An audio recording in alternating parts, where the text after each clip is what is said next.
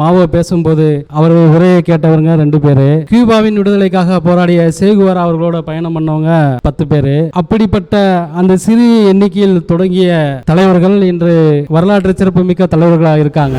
தன்னுடைய வளர்ச்சியை தன் சமூகத்தை சார்ந்தவர்களே விரும்பாத போது உன்னை திட்டமிட்டு தொடர்ச்சியாக 700 ஆண்டுகாலம் 1000 ஆண்டுகாலம் நீ அரசியலில் ஆதிக்கம் செலுத்திவிடக் கூடாது என்று தொடர்ச்சியாக உன் மீது சாதிய அடக்குமுறைகளையும் சாதிய படுகொலையும் நடத்தி கொண்டிருக்கின்ற ஒரு சமூகம் எப்படி விரும்பும்? அந்த அணுகுண்டை விட ஆபத்தானது நம்முடைய சிந்தனைகள். தன்னுடைய சொந்த சமூகத்தின் வளர்ச்சியையும் தன்னுடைய சொந்த சாதியின் வளர்ச்சியையும் பொறுத்துக் கொள்ள முடியாமல் தனிநபர் முரண்பாடுகளையும் காழ்ப்புணர்ச்சிகளையும் தூக்கி பிடிக்கக்கூடிய இந்த சமூகம் எந்த விதத்திலும் அரசியல் அதிகாரத்திலும் சரி ஆதிக்கத்திலும் நம்மளுடைய எந்த விதமான ஆதிக்கத்தையும் செலுத்த முடியாத உறவுகளே. இங்க உளவியல் ரீதியான எதிரி என்று பார்க்கும்போது நம்முடைய சிந்தனை தான் நம்மளுடைய உளவியல் ரீதியான எதிரிகள். அப்போ நம்ம சிந்தனைகளை இங்க அழகாக்கினா மட்டும்தான் தமிழக அரசியலில் நம்ம ஆதிக்கம் செலுத்த முடியும், பட்டியல் வெளியேற்றத்தை நம்ம வென்றெடுக்க முடியும். தென் மாவட்டங்களுக்கு மிகவும் அடையாளமாக இருக்கக்கூடிய ஐயா இமானுவேல் சேகரன் சிலை வைக்கப்பட்ட இடம் சின்ன உடப்பு. அப்போ அந்த பகுதியை காலி பண்ணக்கூடிய இடத்தில் இருக்கக்கூடிய அரசியல் என்ன? நாம் எப்போது அந்த அரசியலை சிந்திக்க போகிறோம்? அப்ப சின்ன உடப்பு இந்த மதுரையின் அடையாளம். சின்ன உடப்பு தியாகி இமானுவேல் சேகரன் தாங்கி நிற்கக்கூடிய அடையாளமாக, ஒட்டுமொத்த தேவேந்திரர்களுக்கு அடையாளமாக இருக்கக்கூடிய பகுதி சின்ன உடப்பு. டங்ஸ்டன் அப்படி பிரச்சனை இருக்காது அப்படின்னு உறுதி கொடுத்தாரு. அதே பிரச்சனை ஏன் சின்ன உடப்புக்கு அவர் சொல்லல? அப்ப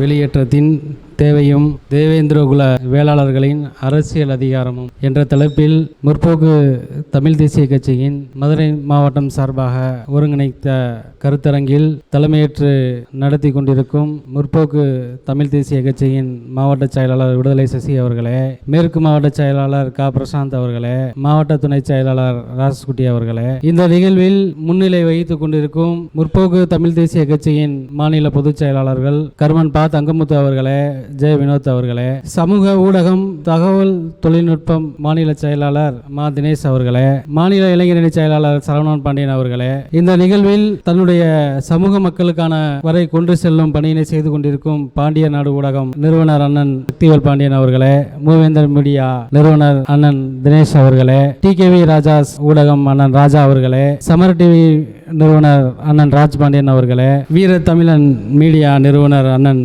தங்கசாமி அவர்களே, சித்தன் மாத இதழின் நெல்லை மாவட்ட நிருபர் அண்ணன் அழகுராஜா அவர்களே, இந்த நிகழ்வில் கருத்துரையாற்றி அமைந்திருக்கும் சமூக தலைவர் பெருமக்கள் அனைவருக்கும் இந்த கருத்தரங்கில் காலை 10 மணி முதல் 3 மணி வரை இந்த இடத்தை விட்டு அமராமல் சமூக தலைவர்களின் கருத்துக்களை கேட்டு அமர்ந்திருக்கக்கூடிய என் உயிரின் மேலான உறவுகள் அனைவருக்கும் எனது நன்றியினை தெரிவித்துக் கொள்கின்றேன். இந்த நிகழ்விற்கு கலந்து கொண்டுள்ள பசுபதியார் தனிப்படையின் தலைவர் அண்ணன் ஏஜே அருண் பாண்டியன் அவர்களே, வழக்கறிஞர் பெரியசாமி அவர்களே, தமிழர் தேசிய கழகத்தின் தலைமை நிலை செயலாளர் அண்ணன் பிரபு அவர்களே, தமிழர் தேசிய கழகத்தின் மாவட்ட செயலாளர் பூபதி அவர்களே, செல்வம் அவர்களே, அனைவருக்கும் எனது வணக்கத்தை தெரிவித்துக் கொள்கின்றேன். இந்த கருத்தரங்கில் பேசிய தலைவர்கள் அனைவருமே ஒரு கருத்தை பதிவு செய்தாங்க. கூட்டங்கள் சிறிதாக இருந்தாலும் நம்ம அந்த முயற்சியை அடுத்து கொண்டு போகணும்னு பதிவு பண்ணாங்க.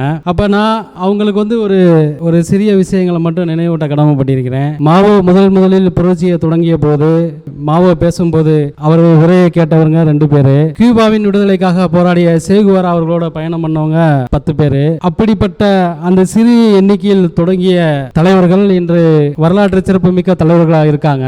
அதே போல முற்போக்கு தமிழ் தேசிய கட்சி இந்த கருத்தரங்க நடத்தி கொண்டிருக்கும் போது, நான் உரையாற்றி கொண்டிருக்கும் போது கேட்கக்கூடிய இந்த முற்போக்கு தமிழ் தேசிய கட்சியும் தமிழகத்தில் தனக்கான சாதனையை படைக்கும் என்பதை நினைவூட்ட கடமைப்பட்டிருக்கின்றேன். அப்போ இங்க அண்ணன் தொடர்ச்சியா சொல்றாங்க, இந்த தேவேந்திர குல வேளாளர் சமூகத்திற்கு திமுகவிலும் சரி அதிமுகவிலும் சரி அனைத்து அரசியல் கட்சிகளிலுமே ஒரு ஒன்றிய செயலாளர் பதவியோ ஒரு மாவட்ட செயலாளர் பதவியோ ஒரு நகர செயலாளர் பதவியோ கொடுக்க மாட்டாங்க அப்படின்றத பதிவு பண்ணாங்க. எல்லா பேருமே அந்த கருத்துக்கள் எல்லா பேருக்குமே உண்டு. ஏன் தரமாட்டாங்க அப்படின்ற சிந்தனை மட்டும் இங்க இல்ல. அப்ப அந்த ஏன் தரமாட்டாங்கன்ற சிந்தனை எப்படி இங்க நம்ம புரிஞ்சுக்கணும் அப்படின்னா, தன்னுடைய வளர்ச்சியை தன் சமூகத்தை சார்ந்தவர்களே விரும்பாத போது உன்னை திட்டமிட்டு தொடர்ச்சியாக 700 ஆண்டுகாலம் 1000 ஆண்டுகாலம் நீ அரசியலில் ஆதிக்கம் செலுத்திவிடக் கூடாது என்று தொடர்ச்சியாக உன் மீது சாதிய அடக்குமுறைகளையும் சாதிய படுகொலையும் நடத்தி கொண்டிருக்கின்ற ஒரு சமூகம் எப்படி விரும்பும்? எனது அன்பார்ந்த உறவுகளை நாம் சிந்திக்க வேண்டும். அப்போ நமக்குள் இருக்கக்கூடிய ஒருவனின் வளர்ச்சியை தன் சொந்த சாதிக்காரனாக இருந்த போதும் ஏற்றுக்கொள்ள முடியவில்லை, தன்னுடைய உறவுகளாக இருந்தாலும் ஏற்றுக்கொள்ள முடியவில்லை என்ற போது உன்னை பொருளாதாரத்திலும் உன்னை நிலவுடைமை அற்றவர்களாக ஆக்க வேண்டும் என்று கருத்துடைய சாதி வெறியர்களால் எப்படி உன்னுடைய வளர்ச்சியை பொறுத்துக் கொள்ள முடியும்? இந்த கருத்தை பதிவு செய்யும் போது சமூக வலைதளங்களில் பரவும். ஆனால் இருந்தாலும் தன் சமூகத்தின் காழ்ப்புணர்ச்சிகளையும் முரண்பாடுகளையும் நாம் சரி செய்ய முடியாமல் நம்மால் எந்த விதமான அதிகாரத்தையும் பெற முடியாது என்பது என்னுடைய கருத்து, உங்களுடைய கருத்தாக இருக்கும் என்று நான் நினைக்கிறேன். அப்போ இந்த 2ஆம் உலகப் போர் நடைபெற்ற போது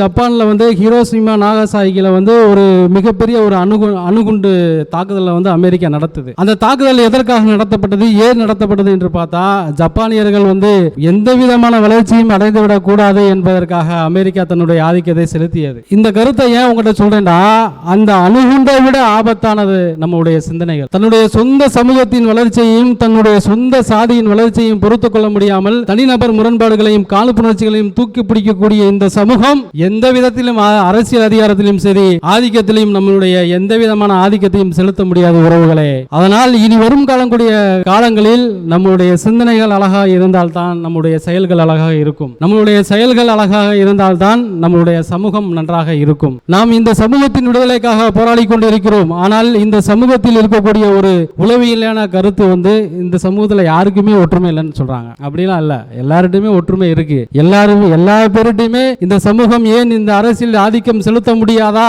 நம்மாலும் இந்த சமூகத்தில் ஆதிக்கத்தை செலுத்த முடியும், அரசியல் அதிகாரத்தை வென்றெடுக்க முடியும் என்ற சிந்தனை நம் அனைவரிடமும் இயல்பாகவே இருக்கிறது. ஆனால் நமக்கு இருக்கக்கூடிய மிகப்பெரிய பின்னடைவு தனிமனித முரண்பாடுகளும் காழ்ப்புணர்ச்சிகளும் தான். இந்த தனிமனித முரண்பாடுகளும் காழ்ப்புணர்ச்சிகளும் மட்டும்தான் நம்மளே வீழ்த்துக் கொள்கிறது. நம்முடைய இங்க உளவியல் ரீதியான எதிரி என்று பார்க்கும்போது நம்முடைய சிந்தனை தான் நம்முடைய உளவியல் ரீதியான எதிரிகள். அப்போ நம்ம சிந்தனைகளை இங்க அழகாக்கினா மட்டும்தான் தமிழக அரசியல்ல நம்ம ஆதிக்கம் செலுத்த முடியும், பட்டியல் வெளியேற்றத்தை நம்ம வென்றெடுக்க முடியும். இப்ப அன்னை இதுக்கு அடுத்து ஒரு நிகழ்ச்சி ஒருங்கிணைச்சிருக்காங்க தோழர் மு க வையன் அவர்கள். அனைத்து சமூக தலைவர்களையும் ஒருங்கிணைச்சு நமக்கு இருக்கக்கூடிய மக்களை அணிதிரட்டி ஒரு அரசியல் அதிகாரத்தை பெறணும் அப்படின்னு சொல்றாங்க. அப்போ இன்னைக்கு மதுரையில் நடக்கக்கூடிய அனைத்து விதமான பிரச்சனைகளும் நம்மிடையே மழுங்கடிக்கப்படுகிறது. சின்ன உடப்பு கிராமத்தில் இன்னைக்கு இருக்கக்கூடிய வாழ்வாதாரத்தை இழக்கக்கூடிய பிரச்சனை அது சின்ன உடப்பு பிரச்சனையே அல்ல. அதற்கு பின்னால் இருக்கக்கூடிய அரசியல் என்ன?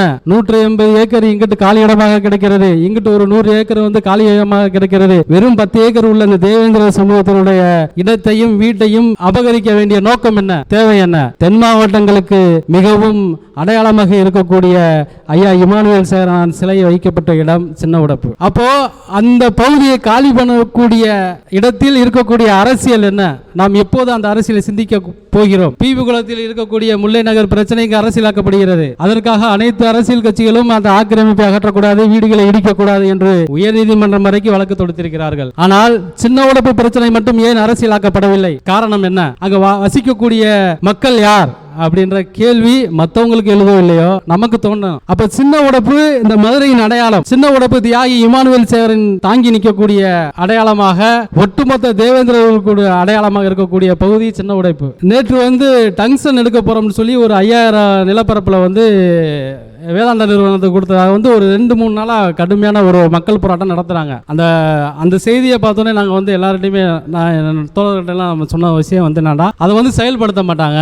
அப்போ நம்ம தோழர் ஏனே அப்படின்னு கேட்கும்போது அங்கே அதிகமாக வசிக்கிறது கல்லர். அப்போ அதிகமாக இருக்கக்கூடிய நிலப்பரப்பு வச்சிருக்கக்கூடிய யாருன்னு கேட்டால் கல்லர். அப்போ அந்த திட்டம் நடைபெறாதுன்றதை நாங்கள் முன்கூட்டியே தெரிவித்தோம். நேற்று கிராம ஊராட்சி சபையில் தீர்மானம் போட்டு அமைச்சர் சொல்லிட்டாரு, நாங்கள் முதலமைச்சர்கிட்ட சொல்லி இதை கொள்கை முடிவை நாங்கள் அறிவிச்சிருவோம், டங்ஸ்டன் அப்படி பிரச்சனை இருக்காது அப்படின்னு உறுதி கூட்டிட்டாரு. அதே பிரச்சனை ஏன் சின்ன உடப்புக்கு அவர் சொல்லல? அப்ப இங்க இருக்கக்கூடிய பிரச்சனை என்னடா, அப்ப அந்த பகுதியில் தேவேந்திர குல வேளாளர் சமூகம் இருந்தா இங்கிட்டு இருக்கக்கூடிய 150 ஏக்கரத்தை வியாபார நோக்கத்தோடு அதை மாற்ற முடியாது, இங்கிட்டு இருக்கக்கூடிய 150 ஏக்கரத்தையும் வியாபாரமா மாற்ற முடியாது. அங்க இடையூறா இருக்கிறது லேண்ட் வேல்யூ யாரு? இந்த மண்ணோட சொந்தக்காரங்க. நம்ம இந்த மண்ணின் பூர்வக்கூடிய இந்த தேவேந்திர சமூகம் இருந்தா லேண்ட் வேல்யூ இருக்காதான். அப்போ இங்க பலவிதமான வரலாறுகள் உண்டு, பலவிதமான கோயில்கள்லயும் நமக்கு முன்னுரிமை உண்டு. இதை யாருக்குமே மாற்று கருத்து இல்லை, யாருமே மறுக்கல. அப்ப நம்மகிட்ட இல்லாத ஒண்ணு எது? அரசியல் அதிகாரம். இந்த அரசியல் அதிகாரம் மட்டும்தான் நம் மீதான நடத்தப்படுகிற அனைத்து விதமான அடக்குமுறைகளுக்கும்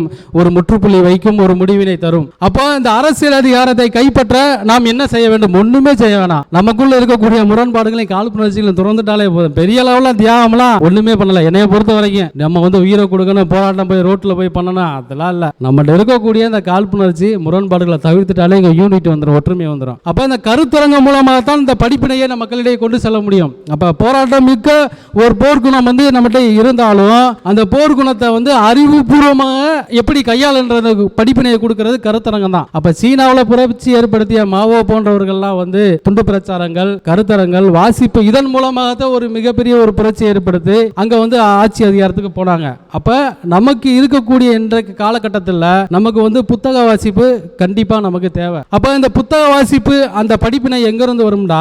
இது போன்ற கருத்தரங்கள் மூலமாக தான் வரும். இப்ப இந்த கருத்தரங்கம் எண்ணிக்கை அதிகம் இல்லாம வேண்டாம் இருக்கலாம், ஆனா இந்த கருத்தரங்கம் மிகப்பெரிய வெற்றி பெற்றது. ஏன் அப்படி சொல்றேன்னு கேட்டா, காலையில 10 மணில இருந்து என்னுடைய தோழர்கள் யாருமே எந்திரிச்சு போல, அதே எனக்கு மிகப்பெரிய வெற்றி தான். அப்ப நம்ம இங்க தலைவர்கள்லாம் என்ன பேசுறாங்க அப்படின்ற கேட்கக்கூடிய சிந்தனை, அந்த சிந்தனை எப்படி வரும்? இதன் மூலமாக நம்மளுடைய இளைஞர்களுக்கு அந்த கற்றுக் கொடுக்கக்கூடிய படிப்பினையையும் அந்த அறிவையும் அரசியல் சார்ந்த சிந்தனைகளையும் போதிக்கக்கூடிய இடமாகத்தான் கருத்தரங்கம் இருக்கிறது. எனவே எனது அன்பார்ந்த தோழர்களே, இந்த தேவேந்திர குல வேளாளர் சமூகம் நம்முடைய ஆட்சியையும் அதிகாரத்தையும் கைப்பற்ற வேண்டும் என்று சொன்னால் நமக்கு மிகப்பெரிய ஒரு தீங்காக இருக்கக்கூடியது தனி மனித முரண்பாடுகளையும் காழ்ப்புணர்ச்சிகளையும் தவிர்ப்போம், அரசியல் அதிகாரத்தை வென்றிருப்போம். பலர்களே பாண்டியர்கள், பட்டியல் வெளியேற்றம், பாண்டியர் வரலாறு மேலும் பட்டியல் வெளியேற்றம் வெல்லும் என்று கூறி எனது உரையை முடித்துக் கொண்டு இந்த கருத்தரங்கில் கலந்து கொண்ட அனைவருக்கும் எனது மனமார்ந்த நன்றியை தெரிவித்துக் கொள்கின்றேன். நன்றி, வணக்கம்.